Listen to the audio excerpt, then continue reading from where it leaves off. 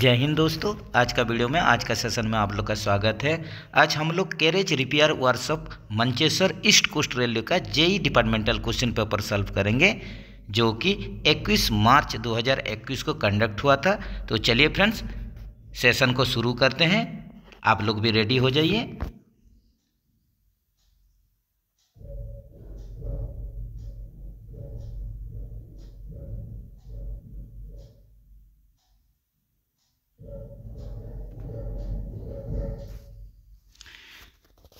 तो जैसे कि पहले क्वेश्चन में हम लोग चल रहे हैं, in arc welding edge needs to be protected against. ये देखिए, यहीं पर आप लोग के लिए यही क्वेश्चन है कि जब भी वेल्डिंग करते हैं, जैसे ही आप लोग को पीपीई के बारे में ध्यान देने पड़ेगा। एक वर्ड आता है पीपीई, पर्सनल प्रोटेक्टिव इक्विपमेंट। जैसे कि वेल्डिंग करने के लिए आप लोग को वेल्डिंग गॉगल्स चाहिए, वेल्डिंग हैंड स्क्रीन चाहिए, उसके बाद आप लोग को हैंड ग्लोव्स चाहिए, शूज चाहिए, एप्रॉन चाहिए। तो इसी हिसाब से जब भी आप आर्क वेल्डिंग कर रहे हैं तो आपका आंख जो है बहुत ही कीमती चीज़ है। तो इसको प्रोटेक्ट करने के लिए तो जो इसमें जो रे निकलता है, रश्मि निकलता है वेल्डिंग करते हुए, तो इसमें आप लोग जो इंफ्रारेड रे और अल्ट्रा वायलेट रे निकलता है, जो कि आंख के लिए बहुत ही हानिकारक है। तो इससे बचने के लिए हम लोग क्या करेंगे, हम लोग वेल्डिंग गॉगल्स पीपीई का आप लोग यूज करेंगे, वेल्डिंग हैंड स्क्रीन का, वेल्डिंग स्क्रीन का यूज करेंगे। तो ऑप्शन यहीं पर आप लोग का आ जाएगा, ऑप्शन डी के साथ चलिए। आप लोग आंख को इंफ्रारेड रेज और अल्ट्रा वायलेट रेज से बचाना बहुत ही जरूरी है।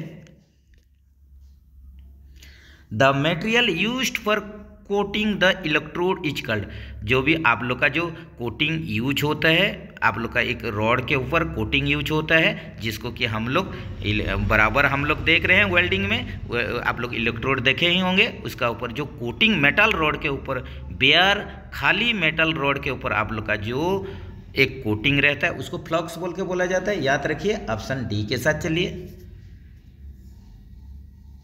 The main criteria for selection of electrode diameter in arc welding is. देखिए, यहीं पर पूछ रहा है कि आप लोग जो सिलेक्शन करेंगे इलेक्ट्रोड डायमीटर, जिसका कि डाया रहेगा, इलेक्ट्रोड हर एक इलेक्ट्रोड का एक डाया रहता है आर्क वेल्डिंग के लिए। तो ये मेन क्राइटेरिया क्या होना चाहिए कि आप लोग का थिकनेस ऑफ मटेरियल, जो वेल्डिंग कर रहे हैं वो वेल्डिंग मटेरियल का थिकनेस कितना है, इसके ऊपर ही निर्भर करता है आप लोग का इलेक्ट्रोड का डायमीटर। ऑप्शन सी के साथ चलिए।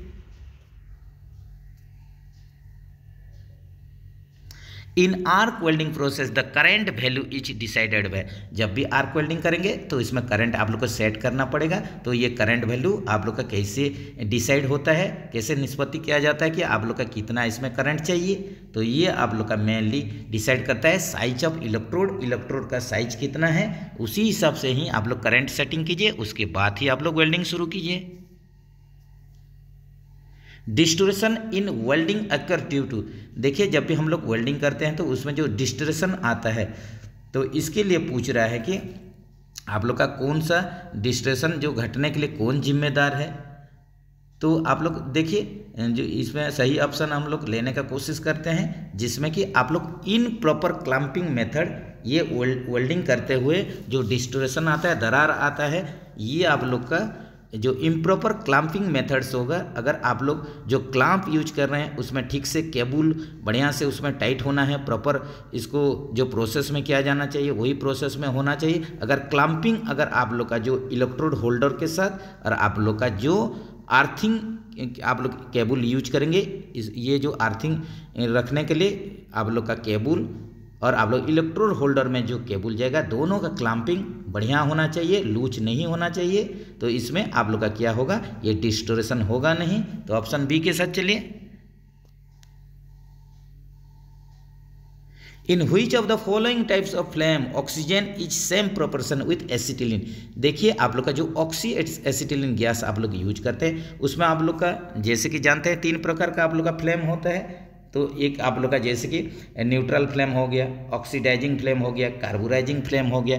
इसमें प्रोपोर्शन, इसका जो रेशो होता है वो अलग अलग रहता है। तो यहीं पर आप लोग को सिंपली पूछा है कि आप लोग का oxygen is same proportion with acetylene. ऐसा कौन सा फ्लेम है जिसमें ऑक्सीजन और एसिटिलीन का प्रोपोर्शन जो रेशो है सेम रहेगा, वो होगा न्यूट्रल फ्लेम। ऑप्शन ए के साथ चलिए। In arc welding, temperature of the following order में भी जनरेटर। जब भी आर्क वेल्डिंग करेंगे तो यहीं पर जो दिया गया है आप लोग का फॉलोइंग जो 4 ऑप्शन दिया गया, इसमें कौन सा रेंज का आप लोग का टेम्परेचर क्रिएट होता है, जनरेट होता है, उत्पन्न होता है, तो यहीं पर आप लोग का जब भी आर्क वेल्डिंग करेंगे तो ये आप लोग का 5000 से शुरू हो जाता है। तो 5500 डिग्री ये सेंटीग्रेड, यही रेंज का टेम्परेचर यहीं पर जनरेट होता है। ऑप्शन सी के साथ चलिए।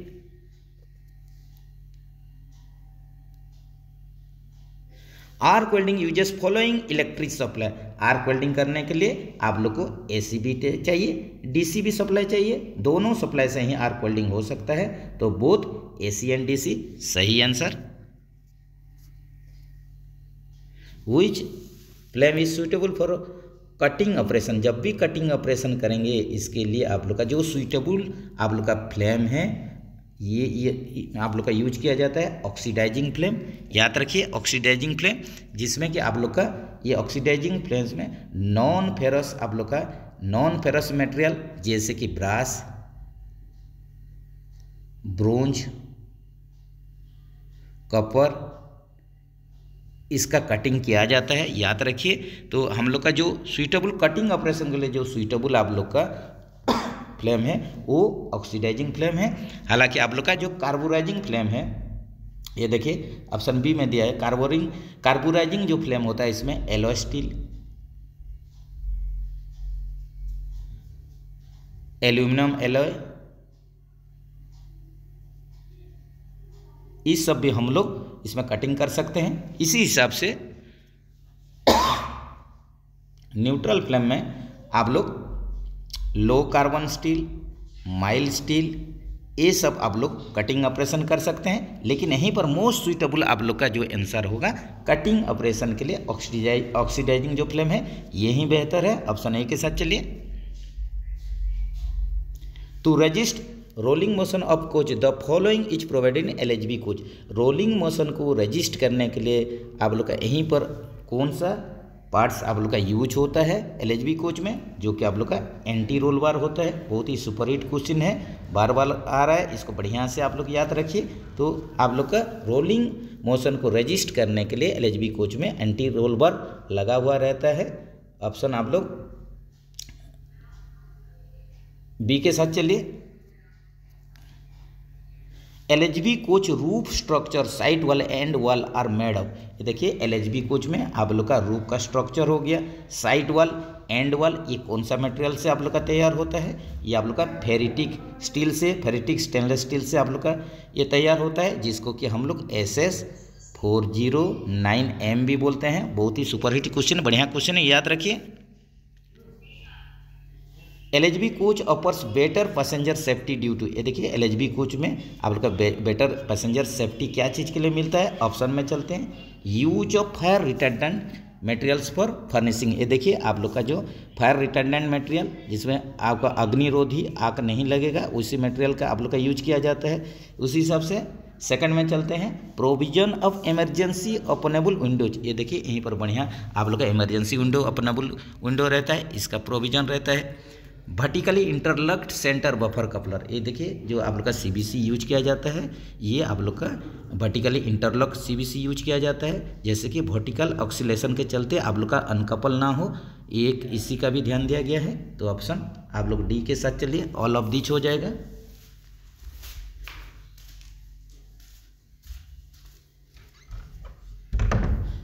नेक्स्ट चलते हैं फ्रेंड, 1 माइक्रन इज इक्वल टू। ये देखिए आप लोग का 1 माइक्रन पूछा है, ये किसके बराबर होना चाहिए? तो ये भी क्वेश्चन देखिए आ रहा है आप लोग का, इसको बढ़िया से आंसर देने का कोशिश कीजिए। जो 1 माइक्रन होता है ये 0.001 mm होता है, जिसको कि देखिए कैसे लिखा जाता है। आप लोग का 1 माइक्रन जो होता है 10 to the power -3 mm, ये भी बोल सकते हैं 1/1000 mm, ये भी आप लोग लिख सकते हैं, या 0.001 mm, ये भी आप लोग बोल सकते हैं। तो सही ऑप्शन सी के साथ चलिए। 1 माइक्रन 0.001 के बराबर होता है। A feeler gauge is use to check. Feeler gauge क्या चीज़ के लिए यूज होता है, ये आप लोग जब भी ITI वाईटीआई किए होंगे, डिप्लोमा किए होंगे, या आप लोग का जो टेक्निकल सब्जेक्ट पढ़े होंगे उसमें देखिए ये बार बार ये क्वेश्चन रिपीट हुआ है। A feeler gauge is use to check the clearance between two mating parts. ये आप लोग का जो दो पार्ट्स के बीच में जो क्लियरेंस होता है उसी को ही आप लोग मेजर करने के लिए ये यूज होता है फीलर गेज। ऑप्शन डी के साथ चलिए।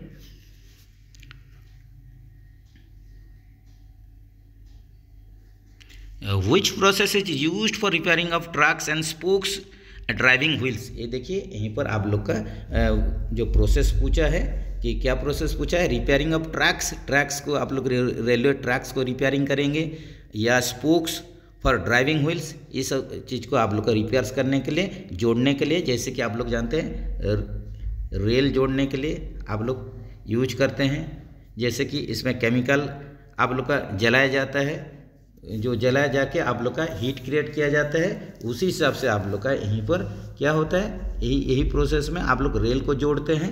तो जॉइनिंग ऑफ टू रेल्स, ये जो वेल्डिंग प्रोसेस होता है फ्यूजन वेल्डिंग बोलते हैं, फ्यूजन वेल्डिंग इसको बोलते हैं फ्यूजन वेल्डिंग। और इसमें आप लोग का देखिए केमिकल पाउडर यूज होता है, जो कि आप लोग का aluminium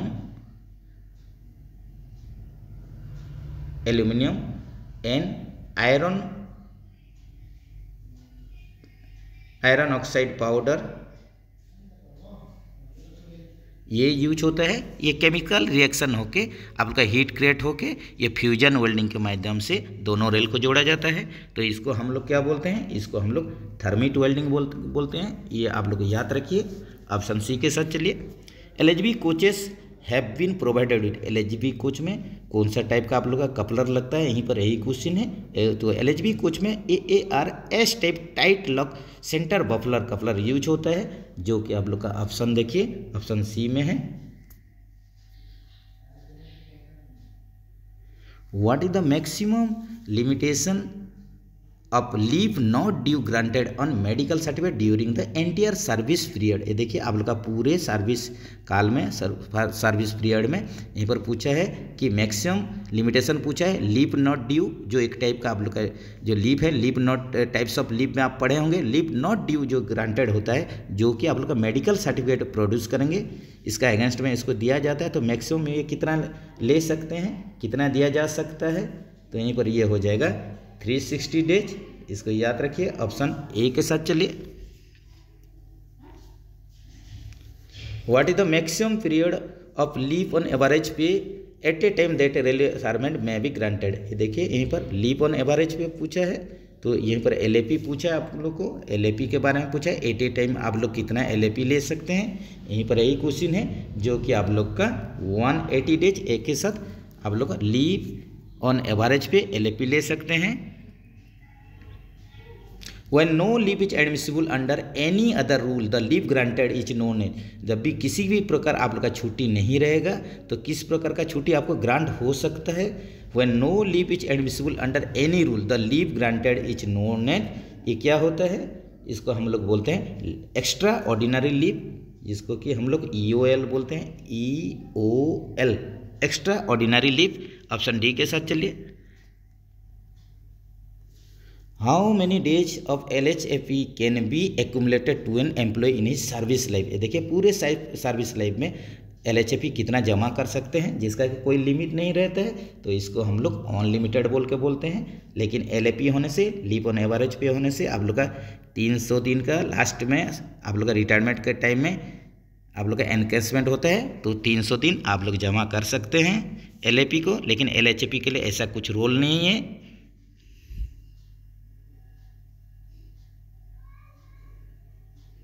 LAP shall be credited to a servant at the rate of. LAP दिया जाता है लीव ऑन एवरेज पे, देखिए 2.5 डेज पर मंथ, मतलब एक महीना में, 1 मंथ में ये हो जाएगा 2.5 डेज। इसी हिसाब से एक साल में ये 30 दिन दिया जाता है, जो कि सभी लोग को पता है। याद रखिए इसको बढ़िया से। तो LAP जो क्रेडिट होता है 1 जनवरी में एक बार क्रेडिट होगा, 1 जनवरी में आप लोग का 15 डेज। इसी हिसाब से 1 जुलाई में और एक बार आप लोग का क्रेडिट होगा, ये फिर 15 डेज का। ये भी आप लोग याद रखिए। Paternity leave is admissible with less than 2 surviving children for a period of 2 जीवित बच्चा के लिए आप लोग जो पैटर्निटी लीव लेंगे कितना दिन का, ये 15 दिन का एक आता है इंस्टॉलमेंट आप लोग का। 2 जीवित बच्चे के लिए आप ले सकते हैं पैटर्निटी लीव, जिसको कि PL बोल के बोलते हैं paternity leave. The phoning wheel screw should be tightened with, phoning wheel का जो स्क्रू टाइट करेंगे इसका कितना टॉर्क रैंक देकर आप लोग को टाइट करना है, ये आप लोग का 21 न्यूटन मीटर, यही आप लोग का इतना टॉर्क देके ही इसको टाइट कीजिए phonic wheel screw. The torque required to tighten the locking plate of CVC of LHB coach, LHB coach में जो CVC आप लोग का CVC end draft gear supporting plate, ये देखिए CVC end draft gear supporting जो base plate रहेगा इसमें आप लोग कितना टॉर्क रैंक देके इसको नट बोल्ट टाइट करेंगे। तो इसके लिए जो आप लोग के लिए रिक्वायरमेंट चाहिए टॉर्क का, कितना टॉर्क देंगे, ये आप लोग देंगे 200 न्यूटन मीटर का टॉर्क देके इसका nut bolt CVC locking plate LHB coach के लिए यही होगा आप लोग का, इतने न्यूटन मीटर में टाइट देंगे। ब्रेक डिस्क डायमीटर और फियाट बोगी में ब्रेक डिस्क जो लगता है उसका डायमीटर पूछा है जो कि 640 mm बार बार आ रहा है, और इसका आप लोग का थिकनेस अगर पूछ दिया थिकनेस तो ये 110 mm, ये भी आप लोग याद रखिए। The air gap between the rotating gear and sensor of speed sensor of the LHB coach, यहीं पर आप लोग का पूछा है आप लोग का फोनिक व्हील और जो आप लोग का स्पीड सेंसर का बीच में आप लोग का जो गैप रहता है यहीं पर यही क्वेश्चन है, जो कि देखिए ऑप्शन में ऐसा कुछ दिख नहीं रहा है, जो कि आप लोग का 2 कंपनी का आप लोग का जो देखिए इसमें यूज होता है, जो कि आप लोग का फोनिक व्हील और स्पीड सेंसर का बीच में जो अगर ये आप लोग का नॉर ब्रिम्से का अगर होगा KB मेक होगा तो 0.9 से 1.4 mm ये गैप रहना चाहिए फोनिक व्हील आप लोग का और स्पीड सेंसर के बीच में। इसी हिसाब से आप लोग का अगर फेबली मेक होगा, फेबली कंपनी का होगा तो यहीं पर ये कितना होगा, ये हो जाएगा आप लोग का 1 से 2 mm, या इसको बोलते हैं 1.5 प्लस माइनस 0.5 mm ये होगा, जो कि दोनों ही प्रकार का ऑप्शन आप लोग का है नहीं। तो चलिए जो भी एग्ज़ाम दिए होंगे अगर क्वेश्चन अपने तरफ से रेल के तरफ से अगर कुछ अगर मिस्टेक होता है तो उनको तो ग्रेस मिलेगा ही मिलेगा। तो चलिए नेक्स्ट क्वेश्चन में चलते हैं। While attending welding repair of underframe of LHB coach, if DC welding machine is used, then electrode is to be connected with। देखिए यहीं पर पूछ रहा है LHB कोच में अंडरफ्रेम के लिए आप लोग वेल्डिंग करेंगे, तो DC वेल्डिंग से अगर आप लोग वेल्डिंग कर रहे हैं तो इलेक्ट्रोड जो है इलेक्ट्रोड या इलेक्ट्रोड होल्डर को कौन सा टर्मिनल के साथ आप लोग को जोड़ना चाहिए, जो कि यहाँ पॉजिटिव टर्मिनल के साथ DC वेल्डिंग कर रहे हैं तो LHB अंडरफ्रेम का वेल्डिंग कर रहे हैं LHB कोच में, तो आप लोग का जो इलेक्ट्रोड है उसको पॉजिटिव टर्मिनल के साथ हमेशा आप लोग को रखना चाहिए। Height of CVC of workshop out LHB coach under tare condition should be. देखिए टेयर कंडीशन में जब भी वर्कशॉप टर्नआउट कोच होगा LHB कोच के लिए तो यहीं पर पूछा है तो कितना यहीं पर CVC हाइट या बफर हाइट आप लोग का रहना चाहिए, जो कि आप लोग का 1090 से 1105 के बीच में 1090 और 1105 mm के बीच में रहना चाहिए। ऑप्शन A के साथ चलिए। जैसे कि आप लोग जानते हैं आप लोग का अगर वर्कशॉप टर्नआउट कोच है, वर्कशॉप टर्नआउट कोच के लिए आप लोग का 1090 मिनिमम चाहिए। अगर production unit PU production unit turnout coach है तो यही कंडीशन में 1095 mm मिनिमम आप लोग का बफर हाइट CVC हाइट रहना चाहिए। Electrode use for welding for cracks on solebar of LHB coach, अगर सोलबार में क्रैक्स है इसके लिए जो वेल्डिंग करेंगे वो इलेक्ट्रोड किस टाइप का होना चाहिए LHB कोच के लिए, जो कि ये चीज़ के लिए D2 आप लोग का D2 कैटेगरी का आप लोग का इलेक्ट्रोड यहीं पर चाहिए अगर कोई सोलबार में क्रैक्स है LHB कोच में वेल्डिंग करने के लिए। ऑप्शन A के साथ चलिए। Under frame components of LHB coaches shall repair और रिप्लेस व्हेन। ये देखिए अंडर फ्रेम कंपोनेंट्स पूछ रहा है एलएचबी कोच के लिए, इसको आप लोग रिपेयर करेंगे या रिप्लेस करेंगे। कब रिपेयर या रिप्लेस करेंगे? तो इसके लिए आप लोग का जो कंडीशन है, if it has lost more than 20% of its thickness. अगर कोई भी आप लोग का यहीं पर जो कंपोनेंट्स है, अगर ये आप लोग का 20% है या इससे ज़्यादा थिकनेस में ये घिस गया है, लॉस्ट हो गया है, यही कंडीशन में उसको रिपेयर करेंगे या रिप्लेसमेंट करेंगे। ऑप्शन डी के साथ चलिए। Attendant as defined in pass rule. जो पास रूल में अटेंडेंट, फर्स्ट क्लास पास में आप लोग अटेंडेंट लेके जाते हैं, आप लोग को पता है, तो इसका क्या रूल्स होना चाहिए? तो जो आप लोग का अटेंडेंट रहता है ये फुल पेड सर्वेंट होना चाहिए, जैसे कि आप लोग जानते हैं। तो ये person exclusively employed on salary in the personal service of A railway servant. ये देखिए जो पर्सन है आप लोग का एक एम्प्लॉयड होना चाहिए, आपके द्वारा सैलरी आप उसको देना चाहिए, तो उसी हिसाब से ये फुल पेड सर्वेंट होना चाहिए। तो ऑप्शन सी के साथ चलिए। अटेंडेंट जो है उसका रूल्स आप लोग को जानना पड़ेगा, आप किसी को भी अटेंडेंट के तौर पर पास में नहीं ले सकते हैं, याद रखिए। Which number of standard form is used for issuance of major penalty charge sheet on disciplinary proceeding? जो डिसिप्लिनरी प्रोसीडिंग्स है, डीएनडी रूल है, इसमें आप लोग का जो मेजर आप लोग का पेनल्टी मेजर चार्ज शीट देंगे, इसके लिए जो स्टैंडर्ड फॉर्म इशू होगा ये होता है आप लोग का SF5 होता है। जैसे कि आप लोग यहीं पर जानते हैं कि SF11 जो है माइनर पेनल्टी है,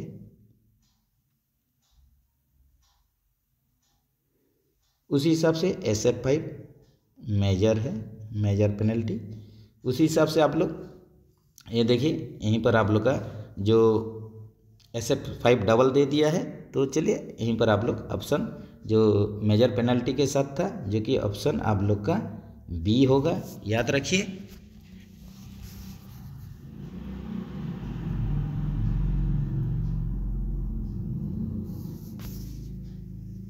सॉरी फ्रेंड्स, नेक्स्ट चलते हैं।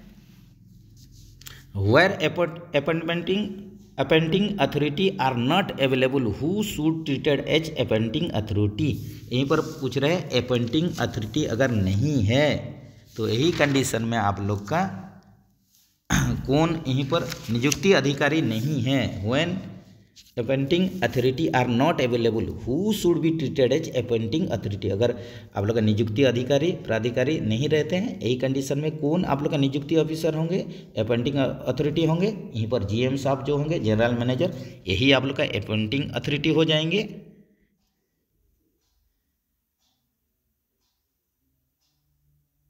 When casual labours can be governed under railway disciplinary rules. यहीं पर पूछ रहे हैं आप लोग का कैजुअल जो लेबर होता है कब माने जाएंगे, आप लोग का रेलवे डिसिप्लिन रूल के अंतर्गत आएंगे। जो भी आप उनके जैसे DNDA केस होता है वो सब आप लोग का रूल्स नियम उनके प्रति डिसिप्लिनरी रूल्स लागू होगा, कैजुअल लेबर रहेंगे। कब होगा ये यहीं पर पूछ रहा है, तो जब भी आफ्टर अटेनिंग टेम्पोरेरी स्टाटस खत्म होने के बाद उनके ऊपर भी आप लोग का डिसिप्लिनरी एक्शन शुरू हो जाता है। तो ऑप्शन ए देखिए 34 का आप लोग सी के साथ चलिए। When railway employee placed under suspension but only a minor penalty is imposed, the treatment of the suspension period। कोई भी रेलवे कर्मचारी को अगर आप लोग सस्पेंशन में रखे हैं और इसमें ओनली माइनर पेनल्टी आप लोग का लगा है, तो जो आप लोग का सस्पेंशन पीरियड है इसको किस में माना जाएगा? तो इसको ड्यूटी के रूप से, कार्य के रूप से, ड्यूटी के रूप से ही माना जाता है। A railway servant shall be deemed to have been placed under suspension if he has been put in police custody for a period। देखिए यहीं पर पूछ रहा है कोई भी रेलवे कर्मचारी को डीम सस्पेंशन माना जाएगा, तो कौन सा कंडीशन में? अगर वो कर्मचारी अगर पुलिस हिरासत में, पुलिस कस्टडी में ये 48 आवर से ज़्यादा अगर रह जाते हैं तो यहीं पर उसको डीम सस्पेंशन माना जाता है। ऑप्शन बी के साथ चलिए, जिसको कि SF2 इशू कर दिया जाता है। The following are not penalty under DNDA rules. यहीं पर देखिए जो डिसिप्लिन एंड अपियर रूल्स है उसका अंतर्गत पेनल्टी में नहीं आता है। ये देखिए आप लोग का जो सेंस्योर है ये आएगा आप लोग DNDA रूल में आएगा। जो आप लोग का निंदा करना, पर निंदा, ये आप लोग का DNDA रूल में आएगा, पेनल्टी है। स्टॉपेज ऑफ पास, ये भी पेनल्टी है। रिकवरी फ्रॉम पे एनी पिक्यूनियरी लॉस, अगर आप लोग कुछ लॉस, डैमेज, डेफिशिएंसी किए हैं उसका रिकवरी जो होता है ये भी पेनल्टी के अंतर्गत आता है। लेकिन यहीं पर देखिए जो वार्निंग है, जो चेतावनी है, ये आप लोग का जो होता है यहीं आप लोग का क्या होगा, सही ऑप्शन हो जाएगा, जो कि यहीं पर कोई भी दंड नहीं है, कोई पेनल्टी नहीं है। ऑप्शन बी के साथ चलिए। Which of the following person is not allowed to be engaged as defence council. देखिए डिफेंस काउंसिल के रूप में, डिफेंस वकील के तौर पर आप लोग किसको नहीं ले सकते हैं, तो यहीं पर जो लीगल पिटिशनर रहेगा, लीगल पिटिशनर जो रहेगा, कानूनी याचिकाकर्ता जो रहेगा, इसको आप लोग ले नहीं सकते। बाकी जो सर्विसिंग एम्प्लॉय, इनको आप लोग ले सकते हैं। इसी हिसाब से आप लोग रिटायर्ड लेबर एम्प्लॉय, ये भी डिफेंस काउंसिल बन सकते हैं। यूनियन का कर्मचारी, जो ट्रेड यूनियन ऑफिसर, ये भी बन सकते हैं। लेकिन आप लोग का जो लीगल पिटिशनर रहेंगे, कानूनी याचिकाकर्ता, ये आप लोग का डिफेंस काउंसिल के तौर पर काम नहीं कर पाएंगे। Which authority to cut the pensionary benefit. देखिए आदमी रिटायरमेंट होने के बाद जो पेंशन पाता है, पेंशन से भी कटौती किया जा सकता है। उसके लिए सक्षम अधिकारी कौन अथॉरिटी रहते हैं, वो प्रेसिडेंट ऑफ इंडिया हैं, जो कि कुछ अगर गड़बड़ी हो उसी कंडीशन में रिटायरमेंट पर्सन से पेंशन से भी ये काट सकते हैं, कुछ कटौती कर सकते हैं। ऑप्शन सी के साथ चलिए। When inquiry is not necessary, inquiry कब नेसेसरी नहीं होता है, तो यहीं पर देखिए इंक्वायरी नेसेसरी नहीं होगा जब चार्जेस एडमिटेड बाय CEO, अगर आप लोग का जो चार्जेस जो लगा हुआ है, आरोप को अगर स्वीकार कर लेते हैं CEO, कंट्रोलिंग ऑफिसर, यहीं पर जो कंट्रोलिंग ऑफिसर रहेंगे जो आरोप को स्वीकार कर लेंगे, यही कंडीशन में आप लोग का इंक्वायरी नेसेसरी नहीं होता है। ऑप्शन ए के साथ चलिए। Dash metal used in boiler safety plug, boiler safety plug के लिए कौन सा मटेरियल यूज होता है, ये आप लोग का लीड जो है, ये लीड आप लोग का यूज होता है बॉयलर सेफ्टी प्लग के लिए। ऑप्शन सी के साथ चलिए। Dash test is being used to detect internal faults on the axle, axle में इंटरनल फॉल्ट जांच करने के लिए UST यूज किया जाता है। अल्ट्रासोनिक टेस्ट, रिपीटेड क्वेश्चन, बढ़िया क्वेश्चन याद रखें। Dash is the highest authority in mechanical department, zonal railway, zonal railway में आप लोग का मैकेनिकल डिपार्टमेंट से हाईएस्ट अथॉरिटी, सबसे बड़ा अथॉरिटी, सबसे बड़ा ऑफिसर कौन है, ये हो जाएंगे PCME, principal chief mechanical engineer. Option A के साथ चलिए।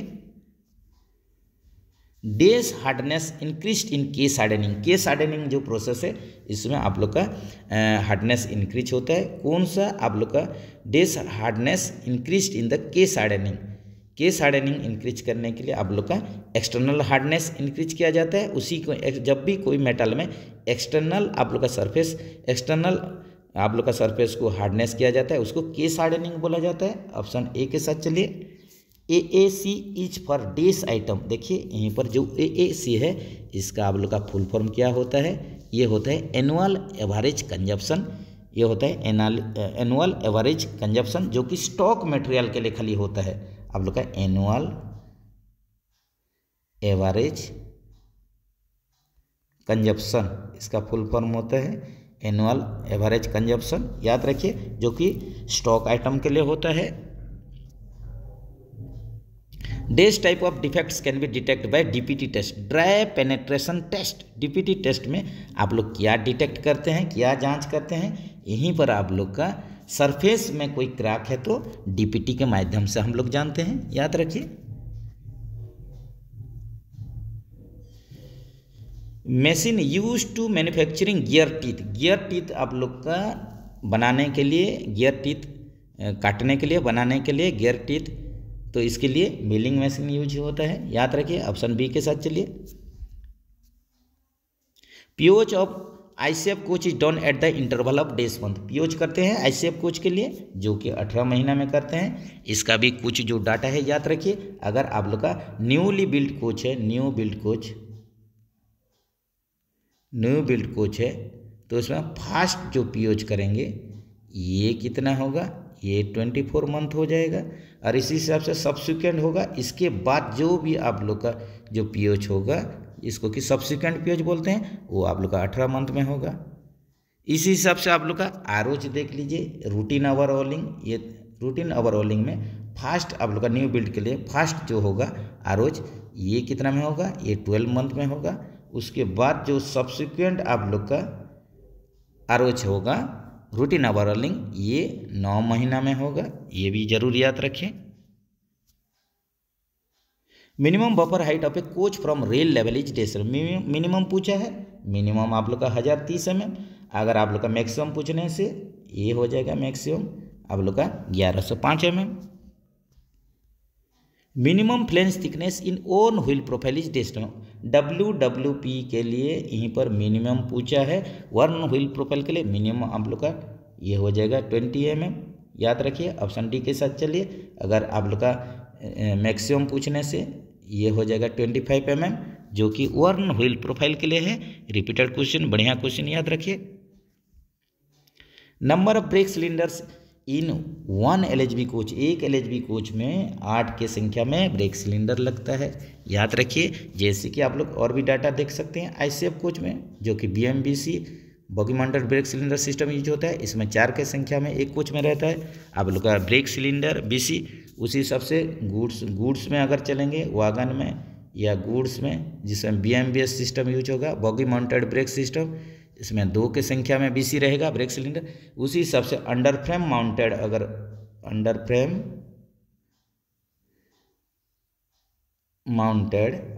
माउंटेड अगर ब्रेक सिलेंडर सिस्टम होगा,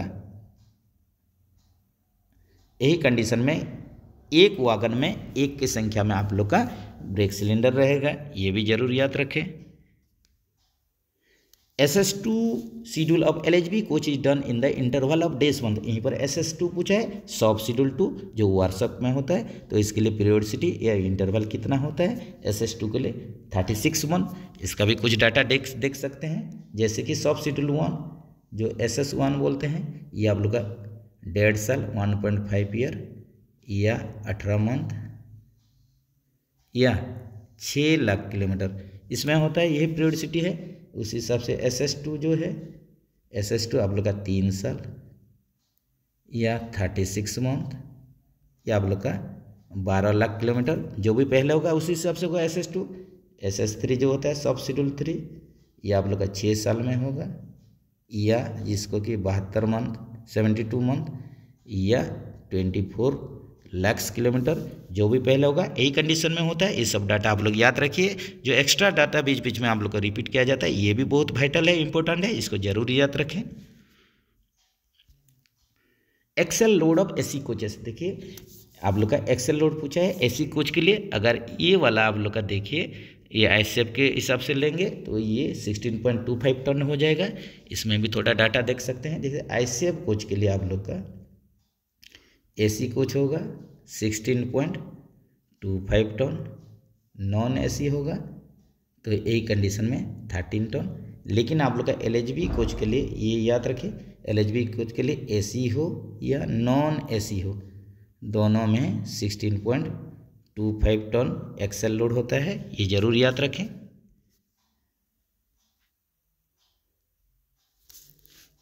primary suspension use in Fiat bogie, Fiat bogie में जो प्राइमरी सस्पेंशन यूज होता है ये क्या होता है, ये डबल नेस्टेड कॉइल स्प्रिंग होता है। डबल स्प्रिंग रहेगा, इनर आउटर रहेगा आप लोग का, तो डबल नेस्टेड कॉइल स्प्रिंग हो जाएगा। यहीं पर याद रखिए, ए के साथ चलिए।